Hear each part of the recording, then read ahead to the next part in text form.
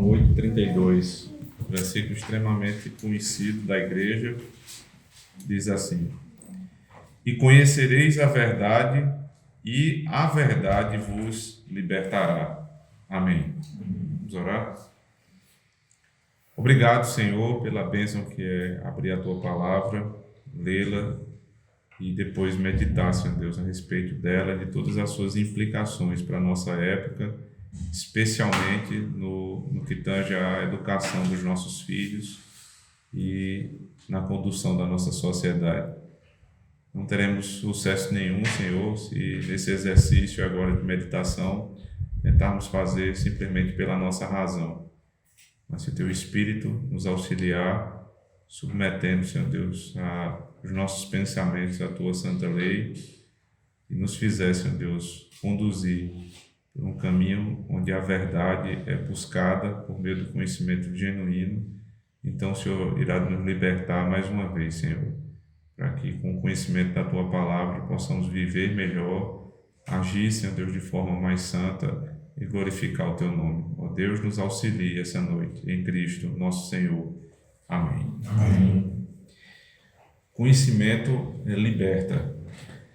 Essa é uma frase repetidas vezes dita, publicamente, nas televisões, nos rádios, na internet. Em todo lugar para onde a gente vai, dificilmente alguém vai dizer o contrário. As pessoas, elas repetem a exaustão. A educação liberta, o conhecimento liberta. Ninguém vai ser contrário a isso. Você não vai ter uma pessoa que vai se levantar contra esse tipo de tese, porque, de fato, o conhecimento liberta. Nas palavras do próprio Cristo, conhecer a verdade liberta. Não é o conhecimento que liberta, mas o conhecimento da verdade, ou em verdade. Se você busca conhecer o que não é verdade, ou busca o conhecimento por uma metodologia, por uma estrutura equivocada, você nunca vai chegar à liberdade. Então não é qualquer conhecimento que liberta. Cristo deixou muito claro: e conhecereis a verdade, e ela vos libertará. Não é o conhecimento que liberta, mas é o conhecimento da verdade que liberta. Portanto, todo conhecimento que não é pela verdade é um conhecimento que aprisiona. Ainda que as pessoas continuem repetindo essa mesma ladainha que educação liberta. Eu estou falando isso porque existem apenas dois tipos de educação: a educação que liberta e a educação que aprisiona. Na verdade, só existe um tipo de educação se formos analisar a educação no sentido mais estrito da palavra. Só existe uma educação, a única que educa, e todas as outras deseducam. Elas não ensinam, elas fazem o contrário do ensino. Então você nunca vai encontrar liberdade se você não buscá-la por meio do conhecimento verdadeiro. E quando se fala de liberdade na educação, você tem pessoas de espectros completamente distintos defendendo liberdade e a educação como o meio para essa liberdade, mas quando você vai avaliar o que elas estão defendendo na realidade, são coisas completamente diferentes. E eu não posso chegar ao mesmo porto, usando caminhos que não nos levam para ele. Um leva, o outro me leva para o caminho contrário, onde não vamos encontrar esse porto seguro que seria a liberdade. Esse caminho equivocado também se chama o caminho da liberdade. Na boca das pessoas da nossa época, a metodologia onde a deseducação é utilizada, segundo eles dizem, a promessa é de liberdade. Mas a gente sabe que, na verdade, eles estão escravizando as pessoas. Não se trata de ensino, não se trata de educação, se trata de manipulação psicológica. As pessoas não estão sendo educadas, elas estão sendo manipuladas. E manipulação é tudo menos liberdade. É interessante pensar nesse tipo de assunto, porque esse aprisionamento, essas defesas, elas não se dão em particular, não é em secreto, mas tudo que se faz, né, burlando a estrutura da educação é em público. Nada é feito às escondidas, tudo é em público. Para você ter uma ideia, existe um documento da Unesco, que é o braço uma agência das Nações Unidas, né, da ONU, para a educação. Tem a Unicef, que é o trabalho infantil, e tem a Unesco, que é para o trabalho de educação social e cultura. Educação, socialização e cultura, isso é mais ou menos o termo para a Unesco, que é um termo em inglês, né, um acróstico em inglês. Mas esse braço da ONU, em 1964, publicou um trabalho, e aí eu vou repetir, publicou, ou seja, todo mundo tem acesso. Se você for procurar, você vai achar esse trabalho sobre mudança, modificação das atitudes. Isso foi pensado em 1964. A ONU foi criada logo em seguida da Segunda Guerra, ali, no final da década de 40. O objetivo era evitar que as nações voltassem a se enfrentar numa guerra mundial, e isso de fato aconteceu. Não houve uma guerra mundial naqueles moldes, só que o que saiu dali foi outro tipo de guerra também mundial, a guerra cultural. A ONU é a grande responsável por isso, e a Unesco, que é o braço da ONU em relação à educação, tem grande responsabilidade no aprisionamento das crianças desde a década de 40, desde lá. É fato também que nós precisamos lembrarmos que as coisas que acontecem em 2020, elas não foram pensadas em 2019. As coisas não funcionam assim. Os filósofos dizem que os nossos comportamentos, o nosso pensamento de hoje, eles fizeram parte da literatura de pelo menos 100 anos atrás. Você não tem uma pessoa pensando há 10 anos no que está acontecendo aqui.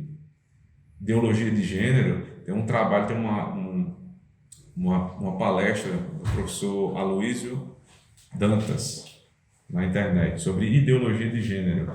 Ele faz uma reconstrução de mais de 100 anos, né? Faz um fio de tempo, um fio cronológico de 100 anos, onde os primeiros teóricos falaram sobre ideologia de gênero, obviamente não nesses termos, mas exatamente a mesma defesa para chegar no que nós estamos vendo hoje, como falamos em semanas passadas, a respeito de pronome neutro, que faz parte da tese de gênero. Então, na educação também é assim. As coisas vão sendo pensadas ao longo do tempo. E para a gente não ter que fazer um fio muito grande, um fio cronológico muito grande, basta pegar esse documento da Unesco de 1964. Ele vai definir, lembre-se, o que os países colocam em prática como educação nacional não está simplesmente sendo pensado por aquele país. Ou seja, a educação do Brasil, ela pode aparentar ser soberana em relação às outras nações, mas não é assim que funciona. Desde que a Unesco foi criada, todos os países, as nações que fazem parte da Unesco, elas seguem diretrizes da Unesco e estão postas, inclusive, nos seus sites. Esse documento aqui que fala sobre mudança de atitude, transformação de atitude, que não tem nada a ver com pedagogia. Esse pessoal não está preocupado com pedagogia, mas eles estão dizendo, defendendo, que utilizando esse método que a gente vai conhecer daqui a pouco, o final é liberdade. Ou seja, nós cristãos, que defendemos uma educação tradicional, cristã, pactual, dizemos que o conhecimento da verdade liberta. E eles dizem que esse tipo de documento que vai reger a educação exatamente para o oposto do que nós defendemos, também vai libertar. Então, como nós sabemos que duas coisas contrárias não podem estar certas ao mesmo tempo, alguém está errado. E não pode ser o cristianismo, obviamente. É lógico que esses homens estão errados. Essa defesa da liberdade é uma defesa meramente ilustrativa. Estou aqui com um trabalho, o mais famoso trabalho de Paulo Freire, que é o patrono da educação brasileira. Veja a quantidade de vezes, logo no início, no primeiro capítulo do livro Pedagogia do Oprimido, que ele fala sobre liberdade, consciência, libertação. Preste atenção. Ele diz assim: não são raras as vezes em que participantes desses cursos, numa atitude em que manifestam o seu medo da liberdade, isso aqui ele está falando da pedagogia que ele dizia que estava vigente na época, que aprisionava. Então as pessoas tinham medo da liberdade, se referem ao que chamam de perigo da conscientização. Né? Logo, ele está dizendo que as pessoas da época dele viviam com medo de conscientização, ou seja, elas estavam presas e elas não conseguiam se libertar e tinham medo da própria liberdade. A consciência crítica, dizem, é anárquica. Ou seja, eles estavam moldados numa pedagogia tradicional que os aprisionava e eles tinham medo de uma consciência crítica que iria os levar à anarquia. Aos que outros acrescentam, não poderá a consciência crítica conduzir à desordem, há, contudo, os que dizem também: por que negar? Eu temi a liberdade, já não a temo. Com base nesse tipo de falácia, que as pessoas estão aprisionadas e que têm medo de sair da caverna, lembrem-se do mito da caverna de Platão. Platão, só lembrando os irmãos, existia um determinado grupo de pessoas que viviam na caverna e enxergava a realidade por um reflexo na parede da caverna da luz que saía do mundo e refletia, né? Então eles não tinham o objeto original, eles só viam um reflexo na parede, as sombras, e eles enxergavam tudo pelas sombras. Até que um dia, uma daquelas pessoas saiu da caverna e lá fora, conhecendo a realidade, vendo a luz própria, né? A luz que vinha do sol e refletia todas as coisas, ele enxergou a realidade, voltou para contar aos seus amigos e ninguém acreditou naquele homem, diziam que a realidade era tudo o que eles viam. E esse mito da caverna é uma forma, né, uma analogia para falar sobre a educação. Então ele está se apegando a esse tipo de analogia para dizer que as pessoas estão presas nessa caverna e elas precisam sair da caverna para buscar o conhecimento da realidade. Mas o meio que eles vão utilizar é a pedagogia de Paulo Freire, que na verdade ela sim é anárquica e ela sim deseduca, né? Então, as pessoas que Paulo Freire estava criticando, na verdade elas não estavam presas, elas conheciam sim a verdade, elas estavam tendo acesso a materiais que lhes levavam à verdade, e tudo que ele fez foi exatamente o contrário. Mas qual é a promessa? Liberdade. Lembrem-se, irmãos, que a nossa grande guerra hoje é uma guerra de palavras, uma guerra de linguagem. As pessoas usam a mesma palavra para falar de coisas exatamente opostas. E ambas dizem defender a mesma coisa, mas não defendem. A prova disso é que, nesse documento da Unesco, só repetir a data, 1964, que trata de modificações das atitudes, né? A modificação das atitudes.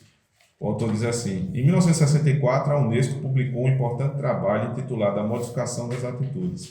Em princípio, tal obra trata das atitudes intergrupos, raciais, religiosas e étnicas, mas as técnicas ali descritas, as mesmas que vimos anteriormente, são perfeitamente aplicáveis a vários outros domínios, como o autor mesmo reconhece. Eu não sei se os irmãos se lembram que nós, semana passada, estudamos algumas técnicas que foram utilizadas como experiência prática para perceber como os professores poderiam estar suscetíveis à manipulação.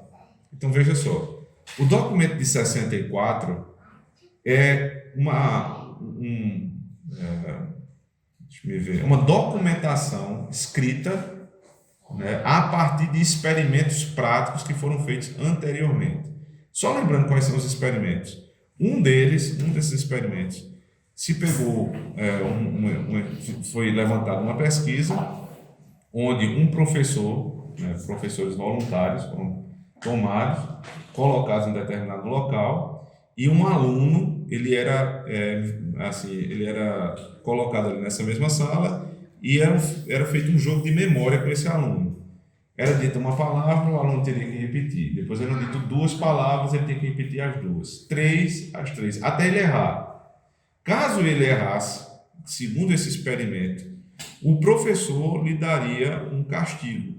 E o castigo seria um choque de alta voltagem, certo? Esse era o tipo de experimento que era feito. Qual era a lógica disso aqui? Veja, o aluno, na verdade, ele fazia parte do experimento. Ele não era um aluno comum, ele foi uma pessoa colocada ali. O pesquisador, obviamente, também já sabia do que estava se tratando. Na verdade, ele não levava o choque. Na hora que o professor baixava ali o mecanismo do choque, era tudo ensaiado, era só uma encenação. Mas qual era a lógica do experimento? Perceber até onde os professores seriam suscetíveis a uma ordem externa. Veja só como o negócio é maquiavélico. Até onde eles iriam, né, para cumprir uma ordem. Então, começava com um choque de 150 volts, depois ia para um de 300, até chegar no de 450. 60% dos professores foram até o último, sem reclamar. Depois foi feita uma nova tentativa e com algumas distinções. Então, em determinada hora, o pesquisador, que é quem dava a ordem do choque, ele se afastava por um momento. Mas o professor continuava a fazer o experimento e ele era vigiado ali para ver se ele estava fazendo tudo corretamente ou não. Ele não sabia que ele estava sendo observado. E foi percebido que quando o pesquisador saía, a tendência era que o professor diminuísse a voltagem ou simplesmente não desse o choque. Ou seja, ele não queria fazer aquilo. Mas ele fazia desde que houvesse uma ordem externa de um superior que lhe mandasse fazer esse tipo de coisa. Esse é só um dos exemplos que está aqui em Maquiavel Pedagogo, né, nesse livro que a gente está estudando agora. Existem outros experimentos. Esse foi o que me chamou mais a atenção. 60% dos professores foram até o final, sem reclamar. Qual foi a lógica ou a conclusão do estudo? Se nós tivermos uma autoridade externa que influencie no professor, independentemente dos valores do professor, ele vai obedecer. Né? Quase que invariavelmente, ele vai obedecer. Porque se você se dispõe a dar um choque de 450 volts no seu aluno, que é uma coisa absurda, ou seja, se você pede muito, o pouco ele vai fazer. Né? Você não vai pedir para ele dar um choque em sala de aula, você só pede para ele ensinar coisas que ele não acredita. Até que ele passe a acreditar e a agir em conformidade com aquilo que está sendo ensinado. Por isso o documento de 64. Ou seja, o documento de 64 da Unesco é baseado nisso. Fala para mim. A gente estava conversando um tempo atrás, se não me engano, o André estava também. Uma professora que tem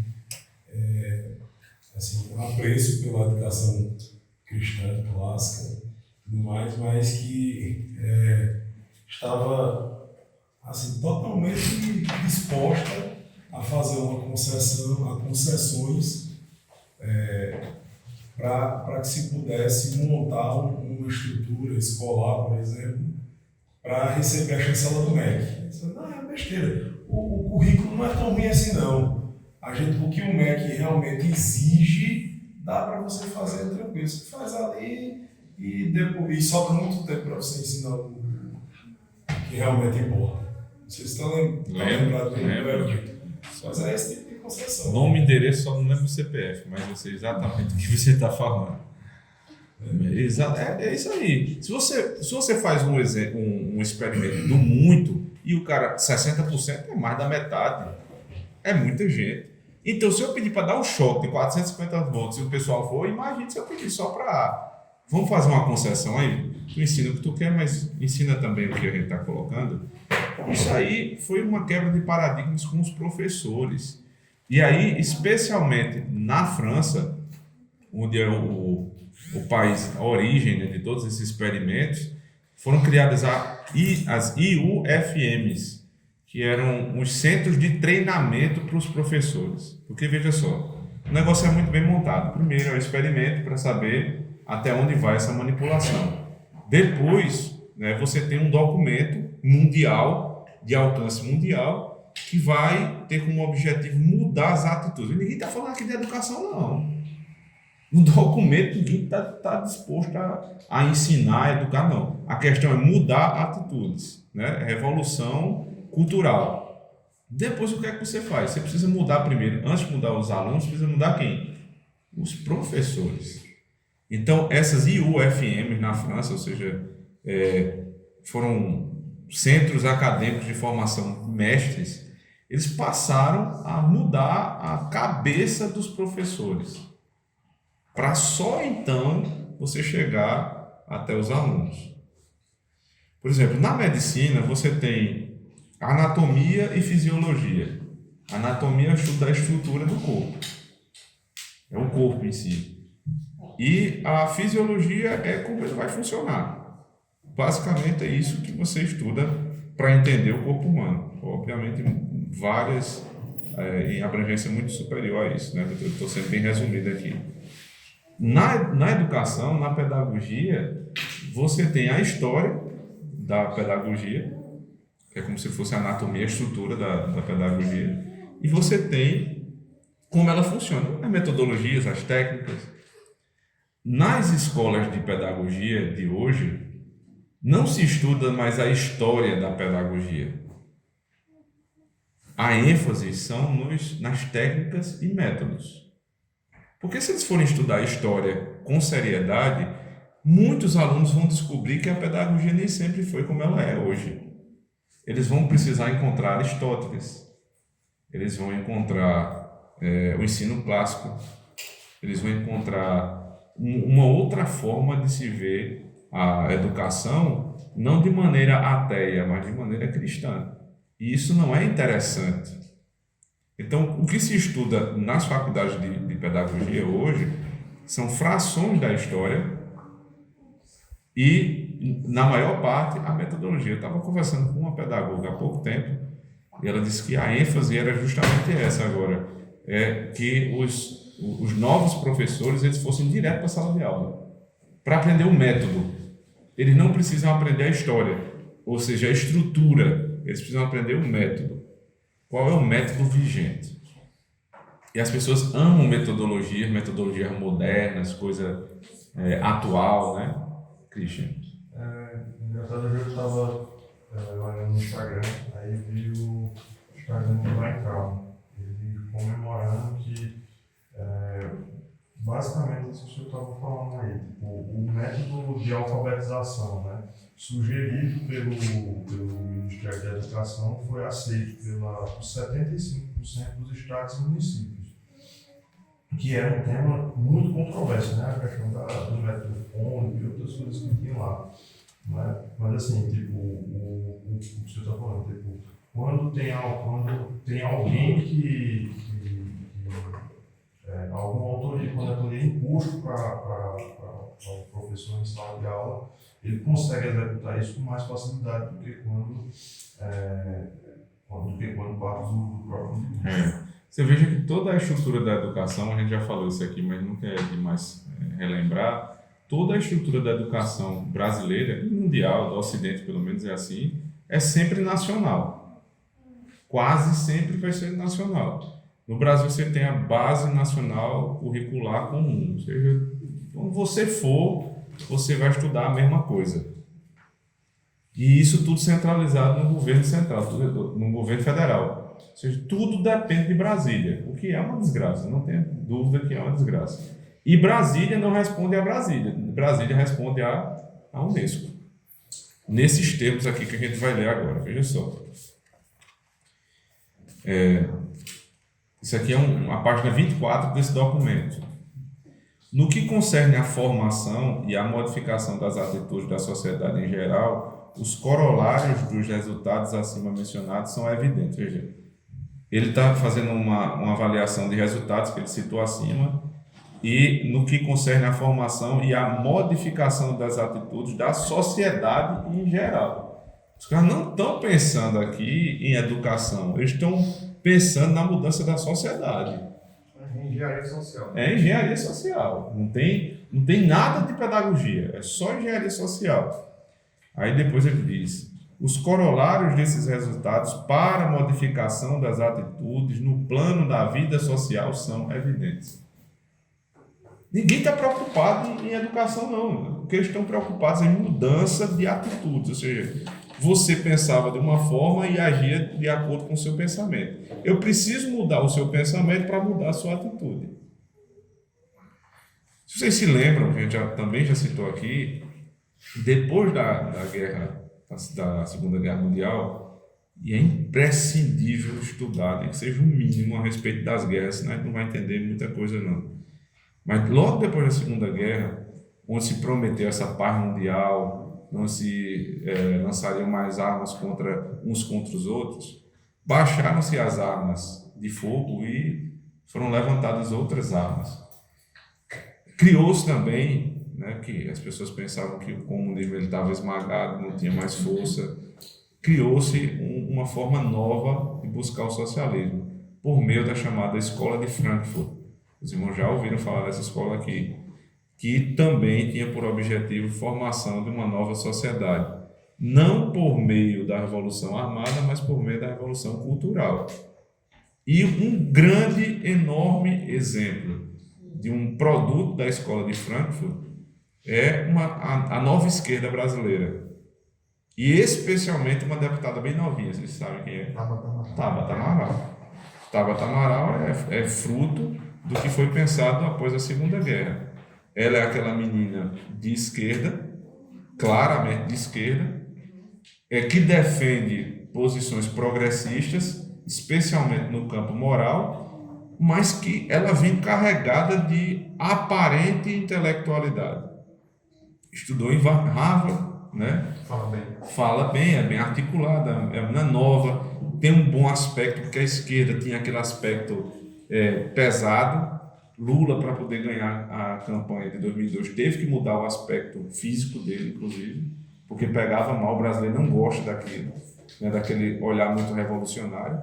Mas esse modelo de nova esquerda no Brasil pegou muito bem.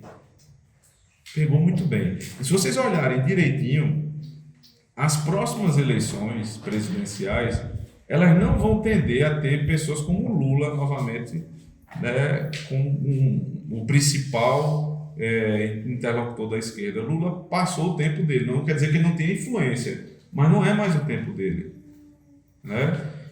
Quem poderia abraçar isso aí, que seria Ciro Gomes, que tem um perfil, até porque Tabata cria dele, ele não consegue fazer isso por conta do próprio jeito dele, muito, sei lá como é que eu defino. Truculento. Muito truculento. Aquele jeito dele não funcionou. O Brasil também não abraça aquele tipo de coisa. Mas Tabata, ela vai embora. E ela tem ligação direta com o Instituto Lema, que é um instituto globalista, é fruto da Escola de Frankfurt, e tem todo esse jeito de coisa moderna, de coisa nova, de coisa atual. Não tem aquele peso, né? Mas o que eles querem, na verdade? Eles querem mudança de atitude. Tudo que eles estão buscando é uma transformação da sociedade. Aí, seguindo aqui com o texto, né? O prefácio desse documento diz assim: a Unesco, que persevera na sua ação em favor dos direitos do homem e que ainda participa com trabalhos científicos na luta contra o preconceito e a discriminação. E a quantidade de expressões assim, meramente emotivas, que não tem significado nenhum aqui. A Unesco, ela persevera em sua ação em favor do direito do homem, direitos humanos. Participa com trabalho científico, ou seja, ela é um órgão científico na luta contra o preconceito e discriminação. Quem é contra um órgão desse? Que é científico, que atua contra preconceito e discriminação. Ninguém vai ser contra. Mas isso aqui é tudo balela. Eles são extremamente preconceituosos com o cristianismo, com a educação tradicional. Já há tempos considera a importância que tem o estudo da modificação das atitudes para as atividades educativas, que visem combater todas as formas de discriminação. Então, quando você está vendo ideologia de gênero hoje, e esse debate tosco a respeito de pronome neutro, né? Aí a gente fica dizendo, rapaz, esse povo inventa, é novidade em cima de novidade. 2020 é um ano diferente de todos os outros, mas isso não foi pensado agora. Veja, esse pessoal não tem pressa. Como a gente não deve ter pressa, pelo contrário.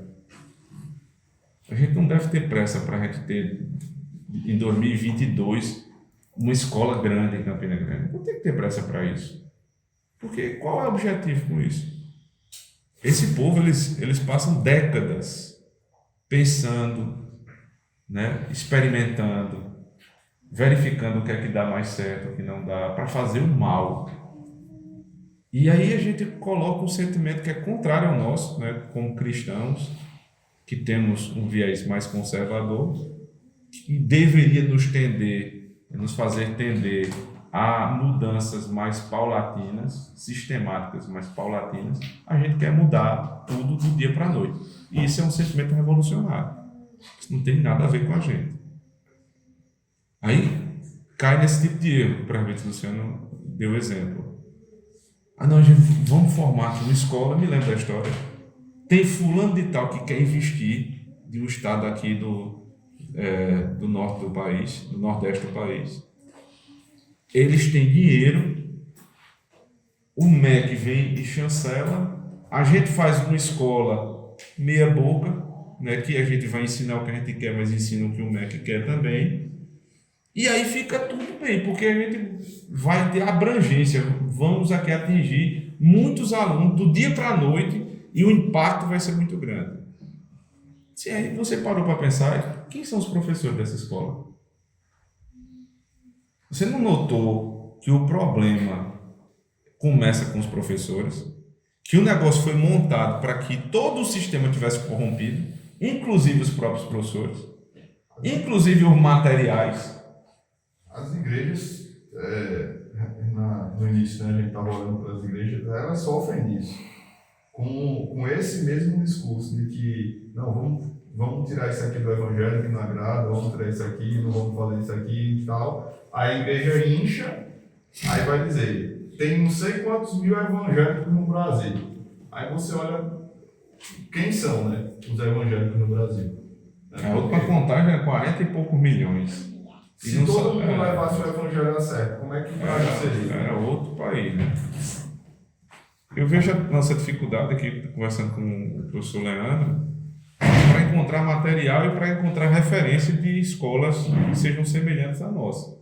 A gente não tem, a gente está começando um trabalho aqui, buscando material ou outro que graças a Deus ainda temos disponibilidade, mas referência de escola nesses termos não existe, posso dizer com toda certeza. Existem escolas confessionais no Brasil? Sim. Mas nesse modelo que está sendo implantado aqui, não existe. Né? Até porque a gente deu o nome de escola, porque não tem nem outro nome, a gente não encontrou outro nome melhor, mas é difícil para nós falarmos a respeito de escola, porque essa palavra na nossa cabeça tem outro sentido. Então não adianta, irmão, sentimento revolucionário não vai nos ajudar em nada. E assim, é claro, é nítida a percepção que as pessoas têm de escola como sendo uma coisa grande. Eu fui conversar com pessoas que lidam com a área, né, de educação. Aí, só porque vocês estão plantando uma escola lá, que coisa boa. Já viram quantos alunos vai ter? Eu disse, já. Quantos? 4. Tu tá brincando, cara. Não, isso não é escola, não. Não, a escola é assim mesmo. Não, mas é porque vocês estão... Não, é porque não tem pressa. Pode ser que no outro ano tenha 5. É porque a pressa não é em executar, sabe? Quais efeitos são de longo prazo, quais são os efeitos de médio, de curto prazo. deve ser executado agora, o que é que a gente deixa para se preocupar depois. Exato. Não é falta de pré, não é morosidade em fazer as coisas, não é Desleixo. desleixo. Pelo contrário, é saber julgar de cada coisa, né, e agir segundo a necessidade de cada momento. Perfeito. E a gente tem uma experiência parecida que foi a igreja, a plantação da igreja do Alto Branco. Foi assim. Nunca se fez nada aqui a toque de caixa. Sempre as coisas foram feitas com paciência. E tem dado certo. Nosso crescimento é paulatino, é constante, mas ele é o fundamento é bem alicerçado. É isso que a gente precisa. Para a escola, exatamente a mesma coisa. Veja como a abrangência desse documento ele é mundial. Uma citação que foi feita aqui. Podemos, portanto, concluir que, incontestavelmente, possuímos conhecimentos cuja aplicação generalizada nos permite atingir nossos objetivos, a saber, aperfeiçoar as atitudes intergrupos e as relações entre grupos. Evidentemente, a questão que se coloca é a de saber como se podem aplicar esses métodos em larga escala. Esse é o documento. Vocês estão vendo alguma coisa a respeito de pedagogia aqui? Não tem, meu amigo. Não tem. O que eles estão falando é aperfeiçoar atitudes intergrupos e as relações entre grupos. Por que isso aqui? Dentre aqueles exercícios que foram feitos, os experimentos que foram feitos, se percebeu que para mudar as atitudes das pessoas é mais fácil você mudá-las em grupo do que individualmente. Isso é fato. Quando você está num grupo e todo mundo, por exemplo, nessas dinâmicas de grupo, é chato você ser o do contra. Então, se o grupo foi para um lado, a tendência é que você vá também. Exatamente esse esquema que eles estão utilizando aqui. Eles começam a tratar de psicodramas, fazer esse tipo de terapia de grupo, sempre numa relação de socialização entre os participantes. Primeiro com os professores, o experimento é feito com os professores, depois com os alunos. Você percebe como hoje nas escolas há uma evidência muito forte em grupos de estudo, não como antigamente, mas grupos, tudo você separa em grupo. O trabalho individual ele foi menosprezado para que as pessoas trabalhem em grupo, e a desculpa é muito boa, é para socializar. E essa é mais uma palavra que tem aspecto meramente emotivo. Perdeu o significado na realidade. Porque socializar, uma pessoa social é a pessoa que tem a capacidade de se relacionar com indivíduos das mais diferentes distinções. Por exemplo, as pessoas dizem assim, o homeschooling, a educação domiciliar, não é boa porque ela impede as crianças de se socializarem. Mas peraí, é porque, na verdade, o que a pessoa está definindo como socialização é interação entre grupos de pessoas da mesma idade. Mas isso não é socialização. Porque ele precisa aprender a lidar com o mais velho, com o mais novo, com o preto, com o branco. E tudo isso ele tem na família.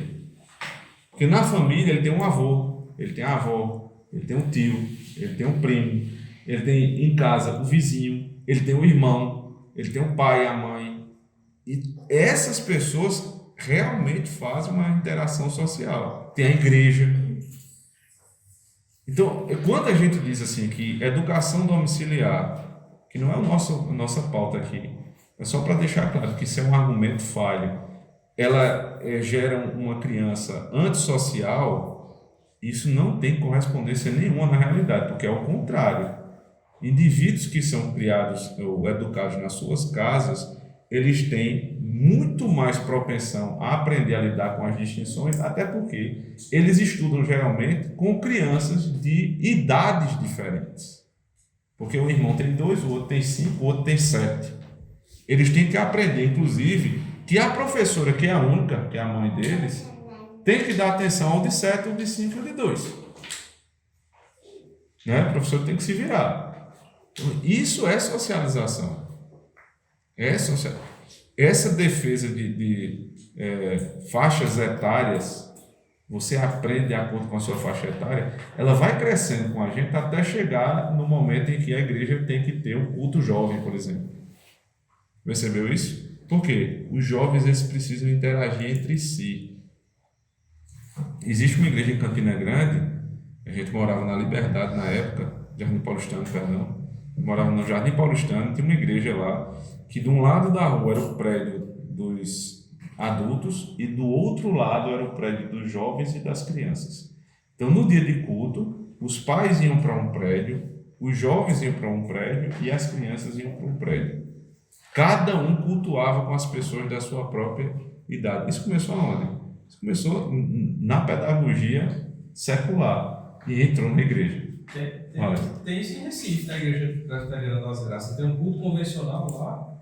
Atrás é o culto dos jovens. No domingo. No domingo, até 18 anos. E o pessoal antes de 18 numa sala acústica que eles têm em cima do primeiro andar. São 3 cultos acontecendo ao mesmo tempo. Tem 3 pastores e cada um. Que coisa linda, né? Criativa lição.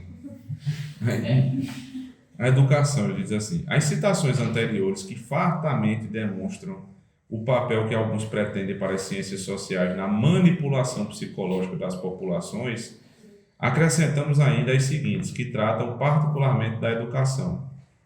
Aí a primeira diz assim: em sua opinião, dos que foram citados, os resultados de suas pesquisas poderiam ser aplicados à educação, à puericultura e às atividades de grupo que se inspiram nos princípios da psicoterapia coletiva. Aí ele vai dar aqui quais são os efeitos pretendidos nessa educação. Presta atenção. Resumindo os efeitos da educação sobre o preconceito, a discriminação e a aceitação do fim da segregação racial no sul dos Estados Unidos, Tumin, Barton e Bauros, os 3 autores que militam nessa causa, asseveram que um aumento de instrução tende a produzir deslocamentos perceptíveis. Veja só. Ele está dizendo, esses 3 autores defendem que se você fizer esse tipo de pedagogia contra o preconceito, o que vai acontecer é o seguinte: as crianças passarão do nacionalismo ao internacionalismo no plano político. Isso aqui é a coisa mais globalista. É a teoria da conspiração. Os caras escrevem, mas toda vez que você fala é a teoria da conspiração. Do nacionalismo para o internacionalismo. Eu não tenho tido mais já 2 anos ligação assim, com televisão, porque lá em casa não pega mesmo, né? Nem se eu quero, eu não quero, mas porque não funciona. Mas semana passada eu estava almoçando na casa do meu pai e ele deixou ligado e passou uma propaganda na Globo, uma musiquinha, eu não me lembro a música como é, mas a musiquinha era mais ou menos assim, que isso, que o país é a terra. Meu país é a terra. Aquela faz uma essa perigo, aquela propaganda. É o globalismo completo ali. Ela, e assim, acho que ela fica 10 anos até todo mundo decorar isso. Meu país Porque não existe fronteiras, né? Todo mundo decorar isso. Vocês percebem que é uma ligação total com isso aqui? Estão ensinando as crianças no colégio, porque elas já vão sair com isso aí prontinho da escola. As crianças elas têm um apego já à natureza, a animais, que é uma coisa idólatra. Tem um primo de ela, lá do Rio de Janeiro, que ele é assim, ferrenho defensor dos animais, aquele ecochato mesmo. Só come cuscuz, não come carne para não maltratar os animaizinhos. Onde é que ele aprendeu isso? Não foi em casa, foi na escola. Pastor, assim, o mundo ele está nesse caminho da mundialização, né? Da universalização, da globalização, do globalismo. Todas essas palavras, elas não são colocadas à toa. Né? Então, porque fez-se uma seguinte dicotomia, né? Outrora, as nações entravam muito em brigas, né? Por causa de fronteiras, ou seja, a terra era o poder maior, então todo mundo entrava em guerras por isso. Aí chega um Norman Engels da vida e fala: a guerra não tem sentido, a gente tem que lutar agora pela institucionalização, né? A guerra não faz sentido nenhum. E quem faz a guerra? Os Estados. Então a ideia não é mais estados, nós vamos lidar agora com comunidades. Não é à toa que vem a Liga das Nações, entre o interregno ali, entre a Primeira e a Segunda Guerra, que dá origem, obviamente, à ONU, né? E aí começam todas as institucionalizações serem criadas, né, a nível do OMC, OMS, a nível de programas mundiais de meio ambiente, de saúde, enfim.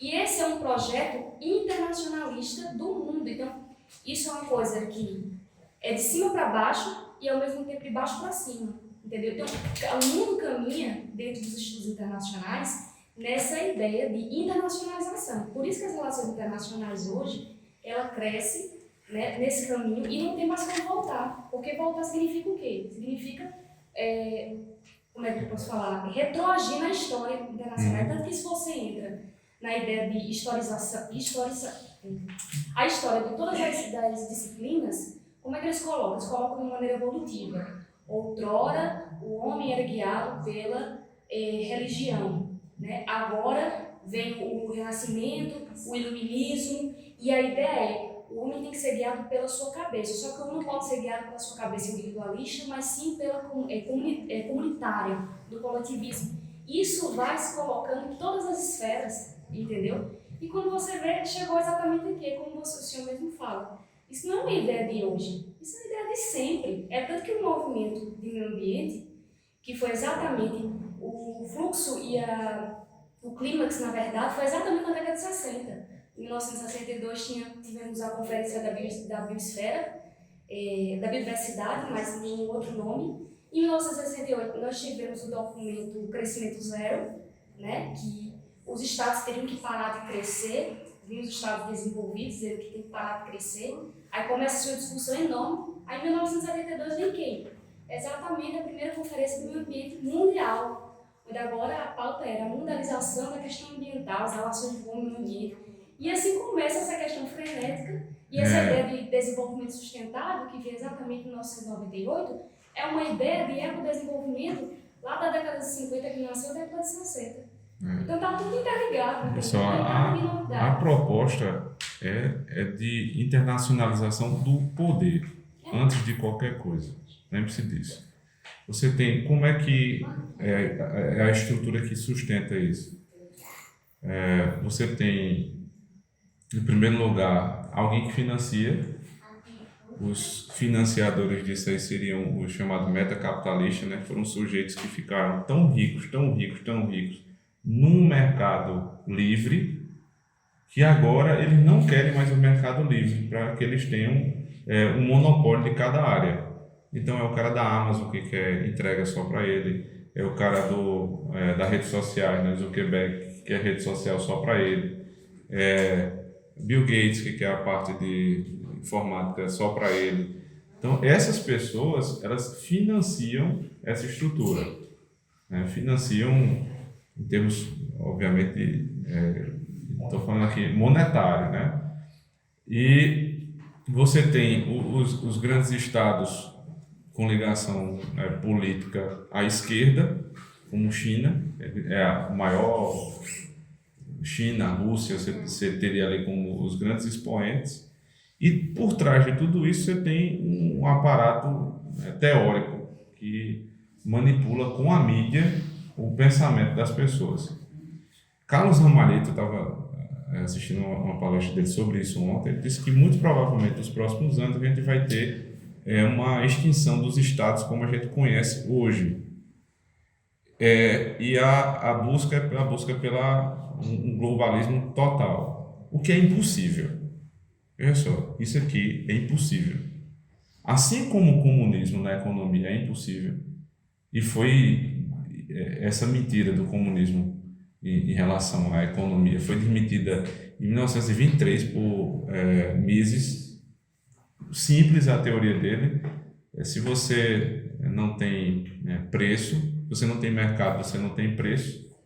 Se você não tem preço, você não tem como valorar preço. Você não tem como valorar preço, você não existe economia. Então você acabou com a economia. É impossível, não funciona. O comunismo não funciona. Só que o fato de ele não funcionar não quer dizer que não existam pessoas que vão buscá-lo. colocar em prática. É tanto que desde 23 para cá o comunismo nunca morreu. Ele vai se mutando, ele é mutante, mas nunca morreu.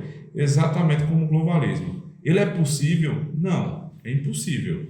Mas as pessoas vão deixar de tentar? Também não. Eles vão continuar tentando. E é a tentativa que faz o estrago. Né? É, exatamente. Os movimentos de cultura e contracultura. Não quer dizer que a instalação de um mal mundial que é impossível, né, tanto pela própria estrutura da criação, como porque essa estrutura foi deixada por Deus, que nos promete que a igreja é vitoriosa no final. É sempre bom lembrar disso, para não se tornar aqui um estudo de derrotistas. A igreja está crescendo, a igreja está ganhando. Então, eles estão tentando um poder mundial. É possível? Não. Mas eles vão tentar? Não tenha dúvida que eles vão continuar tentando. Qual é o primeiro passo para a igreja avançar com mais rapidez, com mais força? Se a gente se conscientizar disso aqui. O problema todo, irmãos, é que as pessoas estão vivendo como se nada tivesse acontecendo. Os nossos irmãos, queridos irmãos, e não é só de outras igrejas não, da nossa igreja também, especialmente os que não estão dando valor a essa sequência de estudos, estão contentes com o que vivem. Porque se você não parar, né, a não ser que algum deles já tenha essa consciência, mas se você não para perceber que tem alguma coisa errada, é porque você já é escravo dessa história aqui. Você já está dominado, como diria Josafá Vasconcelos, no Supremo Conselho de 2010. Citação direta. Está tudo dominado. As pessoas não conseguem se dar conta do problema. Né? E quando tem uma oportunidade de serem apresentados ao problema, também não dão valor a essa oportunidade. Por quê? Porque estão presas. É um ciclo vicioso. Você não consegue sair dele porque você está preso a ele. Então, assim, claramente eles não têm dificuldade nenhuma. O que é que a gente quer? Tirar as crianças do nacionalismo para o internacionalismo. Segundo, isso é na política. Do tradicionalismo ao materialismo, no plano da filosofia. Então, da filosofia tradicional, a filosofia transcendente, que não só imanente, não é só material, mas é também espiritual, para uma filosofia meramente materialista. No campo como fontes de provas aceitáveis, do senso comum para a ciência. O senso comum hoje é uma coisa ridícula. É só a ciência que fala. Então, o sujeito pega e diz assim, nós vamos implantar uma vacina no seu corpo que tem 90% de chance de dar certo, mas ainda no processo de teste já tem suspeita de morte. Mas a gente vai implantar, queira você ou não, porque se você não permitir, você pode até não querer, mas você vira uma pessoa excluída da sociedade, né? Porque todos os seus direitos vão ser caçados, direitos sociais são caçados. Então, se você vai tomar ou não vai. Mas isso é ciência, viu? Na história das vacinas, a média para o desenvolvimento de uma vacina são 10 anos. Essa tem 8 meses, mas você vai ter que tomar. Né? Quem está averiguando a eficácia da vacina, que é da China, já está em 97%. Quem foi que disse que tem 97%? Adivinha? A China. É coisa linda. A mais rápida foi 4 anos. Existem vacinas que estão há 140 anos sendo pesquisadas e não tem a vacina ainda. Mas alegam, né? Geralmente quando o pessoal vai perguntar assim, não, mas hoje nós temos tecnologia que nos ajuda a ter uma vacina muito mais rápida. Eu disse, desconfio dessa tecnologia. Mas a tecnologia dá para fazer a vacina. Já tem uma vacina. A vacina não já foi aprovada, já está sendo desde agosto do ano passado, né? Que Dória não falou sem querer, não foi na entrevista. O contrato já foi firmado em agosto de 2019. do ano passado. Foi. Ato falho. Então, em relação à teoria penitenciária, né, ou os regimes penitenciários, do castigo à recuperação. Na Constituição brasileira, o preso ele não está ali para ser punido, ele está sendo ali ressocializado, reeducado. Vale no Serrotão ver como tu fica educado. Você sai bem educado.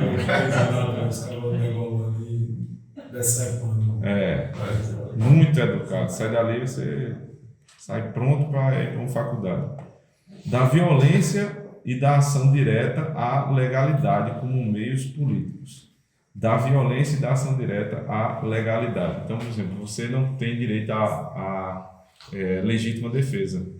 Por quê? Porque é só o Estado que pode te defender.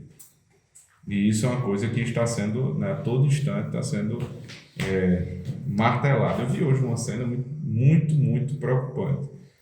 Um sujeito estava num posto de gasolina, ele é policial, a paisana, e houve uma discussão no posto com outro cara no carro, um carro branco, um HB20. Então, eles discutiram, cada um entrou no seu carro, o cara do HB20 entrou, já estava saindo do posto, parou, a mulher dele desceu para tirar satisfação com o policial. Ele desceu do carro, o marido dela já saiu do carro, um homem do tamanho do mundo, já saiu dando uma voadora no policial. Só que no meio da voadora o policial sacou a arma, deu um tiro e matou o cara. Aí a televisão, que não gosta nada de polêmica, fez uma enquete para ver se o cara estava certo ou errado, se era legítima defesa ou assassinato. Deu 56% para legítima defesa, né? E 40 e pouco para assassinato. Ganhou a legítima defesa? Ganhou, mas é muito apertado, meu amigo. Quer dizer, o cara sai do carro, te dá uma voadora, e o especialista em segurança lá da Band disse que foi assassinato. Porque não pode uma pessoa que vem com uma voadora você desferir um tiro. Podia matar muito bem o cara, tranquilamente. Porque a voadora não é uma arma, só é legítima defesa se o cara estiver armado. Mas a voadora não é uma arma, não. É uma flor. Tem uma voadora desprevenida, às vezes pode não acontecer. A própria descrição da legítima defesa diz que você utiliza os meios que você tem disponíveis para se defender. Claro, se tivesse uma bazuca. Vai ganhar da bazuca, né? Agora, claro que não pode ter assim, um excesso. Não, a pessoa vai falar assim, deu um tiro. Eita, ele pode pegar a arma ainda, deu outro. Eita, será que ele vai sobreviver? Não vai fazer isso, né? Você vai dar na agonia, né? E depois da voadora, o que ele ia fazer? Não, o cara deu a voadora para derrubar a arma dele. Pô. Aí, por instinto, o cara atirou, não tem como não. Aí o policial estava lá respondendo a inquérito. Ser policial no Brasil também. Outro resultado, da severidade e a tolerância em matéria de educação infantil. Isso aqui é a cara da nossa época. O guri quebrando tudo, né? Bagunçando, subindo no teto, derrubando as coisas em casa. Filho. Né? Ô, meu filho. Meu bichinho. Ô, meu filho. Papai fica triste. Meu velho.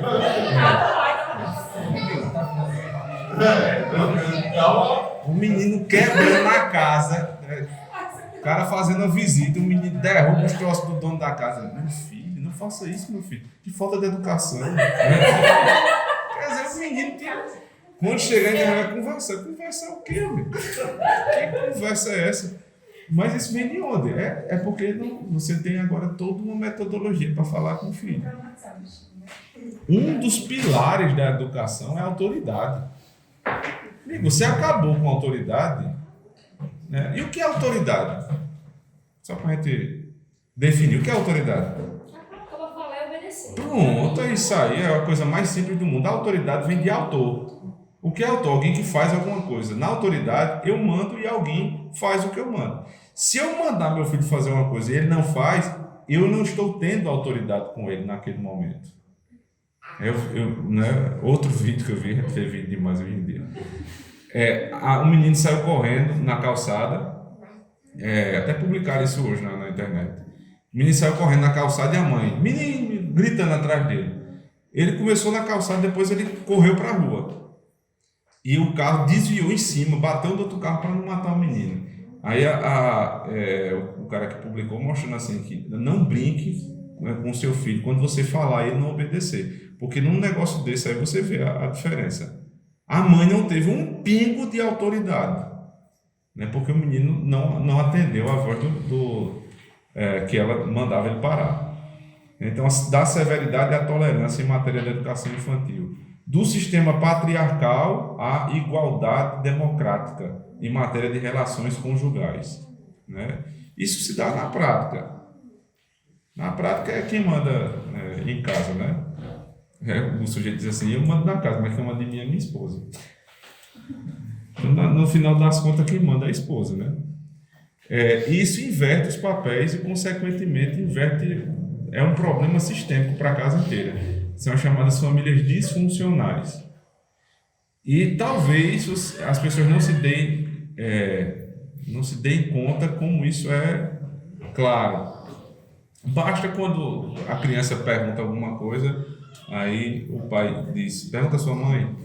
Aí ele vai na mãe e pergunta a seu pai. O menino diz, mas pai, aqui não tem autoridade não, aqui é uma bagunça, ninguém sabe quem manda. Aí ele vai e faz o que ele quer. Ele chantageia, né? A mãe disse isso. Exatamente. E por fim, da passividade ao ímpeto criador, no que diz respeito aos divertimentos e ao lazer. O espírito criador, você tem que inventar uma forma nova de se divertir, né? E as pessoas têm criatividade para isso, para inventar coisa que não presta, é lógico. Então, irmãos, a educação que está posta aí no nosso país, não, no mundo, é uma educação que não educa. Ela simplesmente manipula as crianças para uma mudança, uma reengenharia social. É uma mudança da sociedade. Eles querem mudar as atitudes. Primeiro eles fizeram experimentos há décadas, depois eles criaram um manual, né, mundial, esse documento de 64 da Unesco. Depois eles treinaram os professores para que isso se tornasse um ciclo vicioso eterno, porque você cria a primeira geração de professores que vai ensinar a geração de alunos, que vai se tornar professores, que vai ensinar os próximos alunos. Você não sai disso mais nunca. Não tem como sair. E aí, consequentemente, você muda a sociedade. Aí, paralelo a isso, né, você tem uma imprensa dominada por pessoas que foram criadas também nesse mesmo sistema pedagógico. Você tem mega empresários que cresceram por meio de um mercado livre e agora querem eliminar toda e qualquer concorrência. E existem os tiranetes de plantão que estão querendo dominar o mundo. Aí você junta isso a um vírus, né, que aparece em 2020, está feita aí a circunstância ideal para que todos esses projetos lá de trás eles fossem colocados em prática, né? E a escola sempre ela tem sido o campo, né, de batalha dessas pessoas. Hoje, com a questão da paralisação das aulas, muitos pais se deram conta de como os filhos estão sendo manipulados, né? Quando eles veem as aulas. Não sei se vocês viram também já na internet trechos de aulas, como há manipulação, como há doutrinação nas escolas. Uma coisa que se tem um lado bom, além desse, eu encontrei com o pessoal, assim, tem nada com o cristianismo, o pessoal ímpio mesmo, comentando num elevador, né, que Carol conhece a filhinha dessa mulher, perguntando como é que estava essa situação, né? Aí ela disse, não, eu tirei da escola. Aquilo ali não serviu mais para nada, não. Eu tirei da escola, contratei uma tutora para minha filha, né? E o que ela aprendeu em um mês, ela não aprendeu no tempo todo da escola. Ou seja, algumas pessoas estão despertando, inclusive, nisso. Minha prima fez isso também. Fez isso. Estão despertando que existe vida Fora da escola. Para poucos, né, o tiro dele saiu pela culatra. Mas para a maioria... Ainda está na criança. Não. A discussão na rádio um dia desse eram os radialistas que são pais também loucos para que voltasse às aulas, porque eles não aguentavam mais os filhos dentro de casa. Eles não aguentavam mais os filhos dentro de casa. Nem com medo da pandemia. Não tem esse negócio mais de doença, não. Tem que botar Medo das crianças, cara. É um perigo muito mais real. Eu vou dizer uma coisa a vocês, viu? É uma vergonha a linha radialista que se tem, viu? Porque você escuta os jornais locais. Sinceramente, dá vergonha. Talvez um ou outro assim consiga ter uma linha, mas é uma vergonha. É porque tu tem que ligar na rádio certa. São Não, mas é porque, assim, eu nem eu escuto rádio, assim, meu pai escutando rádio, sabe? Tipo, mas é uma desinformação tão grande, e meu pai escutando, e ele vindo falar assim pra gente, eu disse, meu Deus, olha, meu pai tá escutando dentro dele, eu imagino muitas outras pessoas. É uma coisa assim. Mas não tem condição de você sair desse sistema de doutrinação se você continuar assistindo televisão e rádio. Não dá. Se você continuar assistindo Jornal Nacional, Jornal da Band, lendo Folha de São Paulo e escutando rádio, não tem jeito. Você vai ser influenciado. É impossível. A orientação que eu dou é não assista essas coisas. Aí você vai perceber que existe vida também fora da televisão e que tem muita coisa melhor para você. O YouTube é um mundo sem fim de conteúdo. É só você procurar que você tem conteúdo à vontade para você gastar tempo com coisa boa, para você e para sua família. Até quando a gente não sabe também, né? Que o YouTube vai ficar assim, mas hoje a gente ainda tem. Lembrando do começo, o conhecimento liberta, mas não é qualquer conhecimento. Conhecereis a verdade e a verdade vos libertará. Se nós tivermos qualquer tipo de educação que despreza Cristo, que é a verdade, nós nunca vamos ter conhecimento verdadeiro. Amém. Nós podemos orar para encerrar. Senhor, nós te agradecemos por mais esse dia de estudo, depois de orarmos a Ti, Senhor, todas as nossas causas da igreja, Senhor, nossas necessidades. Terminamos essa exposição, Senhor, sabendo de todas as responsabilidades que nós temos, Senhor, com nós mesmos e com nossos filhos, mais uma vez. Te pedimos, Senhor, para que o Senhor desperte o Teu povo, especialmente, para que, sendo incomodados, Senhor, e vendo que as escolas, os ensinos, Senhor, têm retirado Cristo, o nosso Senhor, do caminho, deixado de lado, que nós possamos, Senhor, perceber, não só nós, mas todos os nossos irmãos, que todo ensino que é a parte de Cristo é um ensino idólatra, é um ensino que aprisiona, Senhor, porque o único que pode nos libertar verdadeiramente é Cristo e Ele o faz por meio da Sua palavra, que é a nossa verdade, Senhor. Nos ajuda, Senhor, ainda no dia de hoje, nos levando em paz para as nossas casas e nos preparando, Senhor, nesse final da semana, para que no Teu santo dia estejamos todos aqui com jubilosos, Senhor, com alegria no coração, porque vamos Te servir mais uma vez. Te agradecemos, Senhor, por todo esse ensino e Te pedimos, Senhor, para que ele não fique simplesmente no campo de aceitação da verdade, mas que coloquemos isso efetivamente em prática, Senhor. É no nome de Cristo que nós oramos. Amém. Amém.